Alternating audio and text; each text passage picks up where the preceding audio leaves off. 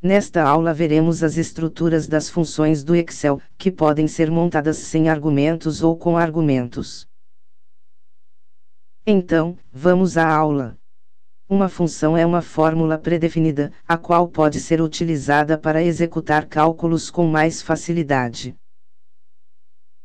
Uma função caracteriza-se pelo seu formato, podendo ser escrita sem argumentos ou com argumentos. Funções sem argumentos são palavras seguidas dos sinais de parênteses. Já as funções com argumentos são seguidas de algum conteúdo entre parênteses. Os argumentos a serem fornecidos a uma função também podem ser escritos em caracteres maiúsculos ou minúsculos.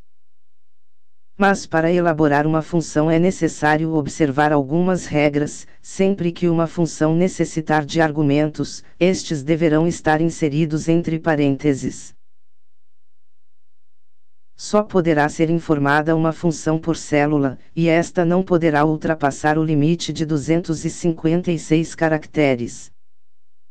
Não poderão ser informados espaços em brancos entre os argumentos. Para separar os argumentos deverá ser utilizada uma vírgula, um ponto ou um ponto e vírgula.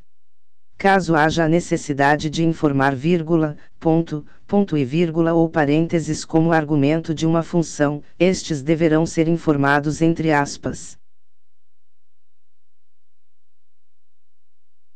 No Excel, ao clicarmos no ícone Inserir função, temos acesso às funções que estão disponíveis no programa. Na caixa de diálogo que aparece, podemos acessar as funções por categoria, ou mesmo digitar o nome da função. Conforme já comentamos, algumas funções possuem argumentos enquanto outras não. Um exemplo de uma função sem argumento é a função hoje. Ao escolhermos a função utilizando o campo de procura e digitar o seu nome, observe que a estrutura da função não possui argumentos.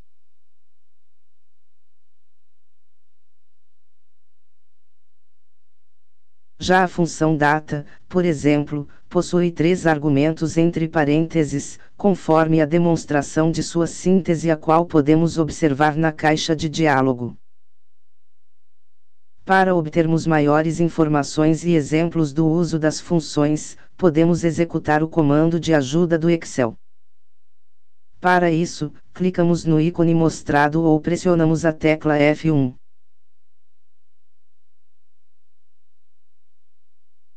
A ajuda pode ser feita clicando nos tópicos apresentados, ou digitando uma palavra-chave do tema ao qual desejamos obter a ajuda. Neste caso, digitamos a palavra funções. Em seguida, clicamos em pesquisar, ou teclamos Enter. Após o comando, aparece uma lista com diversas funções disponíveis. A partir deste momento, podemos clicar sobre uma função da lista e obter maiores detalhes da função que escolhemos.